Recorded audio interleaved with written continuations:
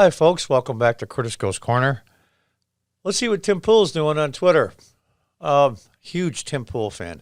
Huge. As the president would say, huge. Huge fan. Huge. I started following him a long while ago, maybe a year and a half.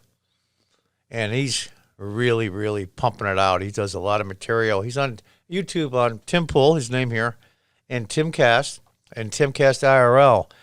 That's his broadcast that he does Monday through Friday from 8 to 10 p.m. Eastern Time in the United States.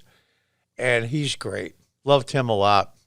Even though I'm not a liberal like him, I like Tim. He tells it like it is. He's been through the liberal mill, and he's come out the other side. Now a Trump supporter. I think Tim's main reason for supporting Trump, he was slowly getting pulled along. I think his final issue was pulling troops out of the Middle East when all the rest of everybody else didn't want to. And Trump kept his word and tried to.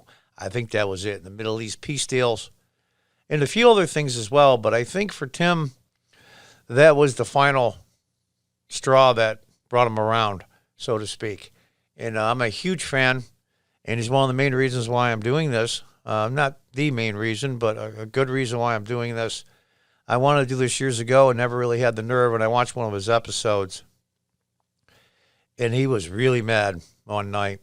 And he says, I'm the only one here that's standing up to these idiots and the progressives and the leftists. I'm getting all kinds of grief, and I'm fighting this alone. And why isn't anybody else standing up? And after they spray painted the side of my building where I have my Trump sign here, I have a store in upstate New York. They spray painted in black spray paint in huge letters, "Revenge for Breonna Taylor." Spelled Breonna wrong, but I digress. And then I saw Tim say that. He said, you know what? He's right. Let's do it. And so here I am. So let's see what's going on with Tim today. Tim says, for me, it was when the Democrats in California voted to repeal the civil rights law. That's right. I think it's Prop 16, if my memory serves right, where it's basically negating all the civil rights laws in the state of California at the state level. Basically what Prop 16 is, it's supposed to be about how they're pushing it, or how they're labeling it, I should say, is probably more accurate, is a better way to easily distribute the racial and gender into the society and business. And it's basically pushing it as an affirmative action. Now, here's the part why they're repealing the civil rights laws. If they repeal them when Prop 16 passes, they'll be able to go into a corporation, to their board, even all their employees for that matter, and say, listen, you've got to hire a certain percent of this race and this gender. Well, there's supposedly over 1,000 genders, so it's going to be hard to figure out what the hell they're talking about. But anyway, and whites and Asians will get pushed out because Asians now, according to the progressives and the leftists, are the minority anymore. How that happened, I don't know. Maybe they're too successful, and that's part of the point.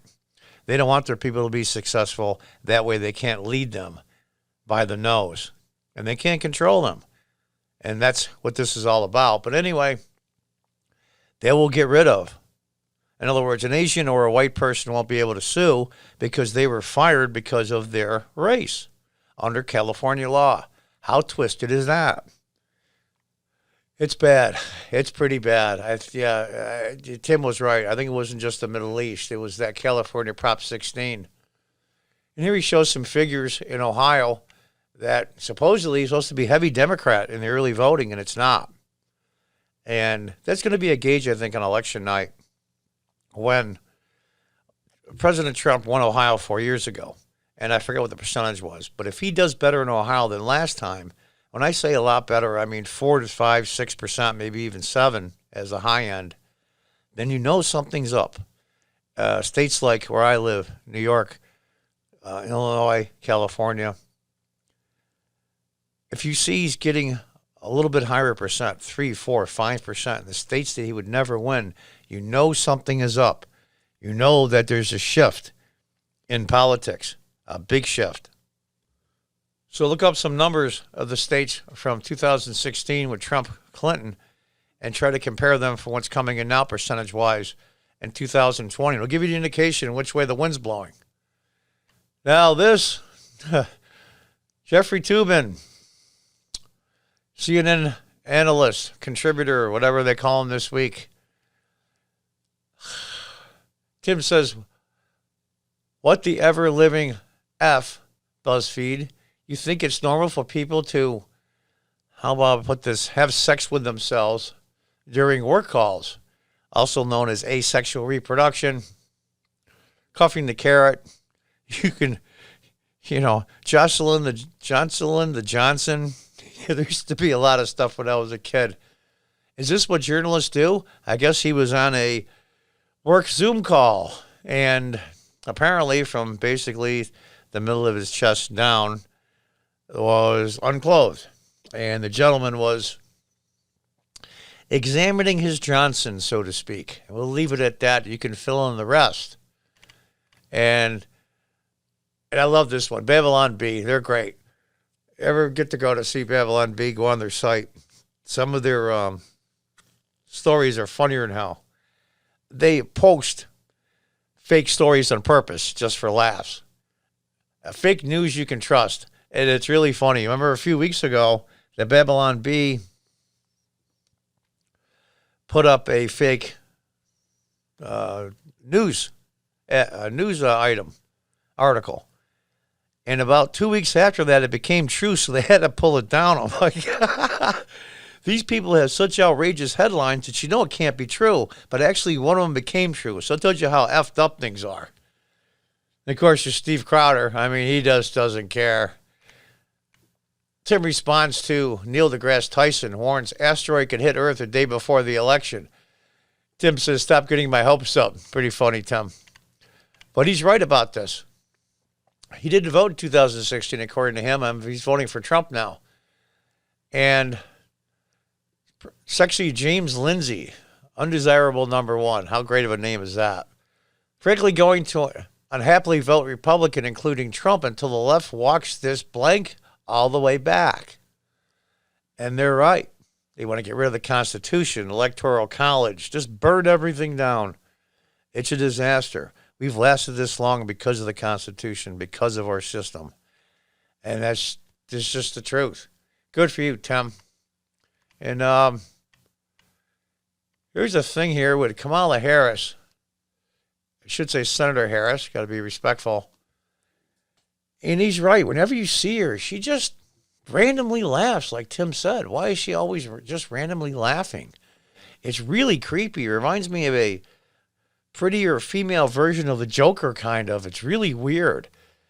And I'm going to leave it with this.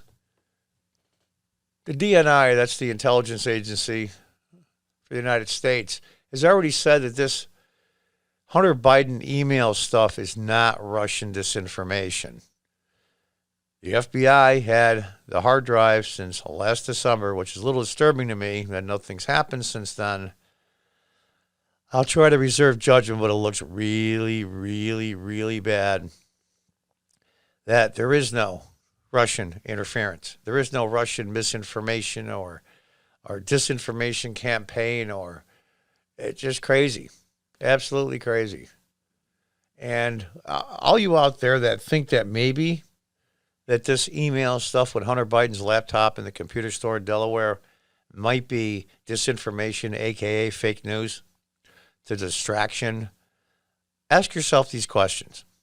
1, did Hunter Biden ever deny it was his laptop? 2, did Hunter Biden ever deny going into that computer store for computer work? Number 3, did Joe Biden ever say, that's not my son's laptop, it's a lie? 4, did Joe Biden ever say, hey, I asked my son, he said it wasn't him? And 5, Hunter Biden's lawyer asked the owner of the computer store to give them their hard drive back, to give it back, which means they had it to begin with. So it was his. You don't have to be Sherlock Holmes to figure it out. You may hate Trump's guts. You may just think in the middle, or you might love him. All those 3 groups, the truth is still the truth. If you still want to vote for Joe Biden after that, that's certainly your call. I'm not telling you to vote for Trump, But that will disqualify me voting for Joe Biden. And it's going to get worse as time goes on. 2 weeks to go. Anyway, folks, thanks for your time and attention. I appreciate it. And if you could subscribe, that would really be great. I would personally appreciate it. And until next time, goodbye and good luck.